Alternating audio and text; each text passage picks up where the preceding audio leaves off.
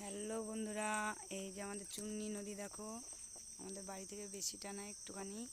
আর চুন্নি নদীর ধার বাগান দেখো, আম বাগান চারিদিকে দেখেছো। এই যে আমরা সব ষষ্ঠীর জন্য এসছি বাঁশের শীষ নিতে। এই যে এগুলো লাগে আমাদের ষষ্ঠীতে। এই যে বাঁশের শীষ দেখো আমাদের বাগান। আমরা বাঁশের শীষ নিতে এসছি। চারিদিকে শুধু জঙ্গল জঙ্গল আর জঙ্গল। গুদে খায়, তাও তো কেটেছে মনে হচ্ছে একটু। বাবা যেমন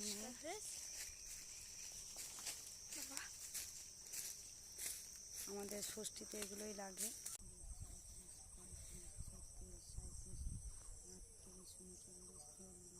খুব কঠিন হয়ে যাচ্ছে নাকি?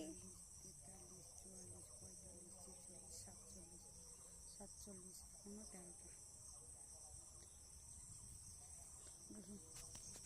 আমাদের ঘাট থেকে যাওয়ার রাস্তা দেখো। আগে সব পরিষ্কার ছিল, 100 দিনের কাজ লাগাতো। এগুলো সব বাগান পরিষ্কার ছিল, পিকনিক করতো সব মানুষ। আর এখন দেখো ভূতের বাস। ওই যে আমার মেয়ে আসছে দেখো। কেউ লুকিয়ে পড়ে আর দেখা যাবে না। আমরা কেউ বাগানে আসি না, ওই কারণে নদীতে স্নানও করতে আসি না। আগে আসতাম, কালকে আসবো বলে নদীতে আরও দেখতে আসলাম। তো আসা যাবে না, রাস্তার অবস্থা খুব খারাপ। আমার মেয়ে ঢুকেছিল বাসের এগুলো নিতে। আমার মেয়ের পা কেটে গেছে কঞ্চিতে, এতটাই জঙ্গল। দিকে কাদা দেখো কেমন কাদা হয়ে আছে, জল কাদা।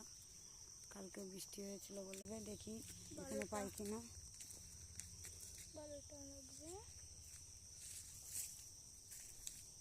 আর হাতের ফাঁক দিয়ে যদি পড়ে যায় তাহলে আরোই কমে যাবে। এদিকে দুব্বো তোলা হয়ে গেছে, দুব্বো তুলে রেখে এসেছি জামটাম জোগাড় করে। তো আজ এগুলো জোগাড় করলেই হয়ে যাবে। 10টা তো ষষ্ঠীতে লাগবে এগুলো। 9টা।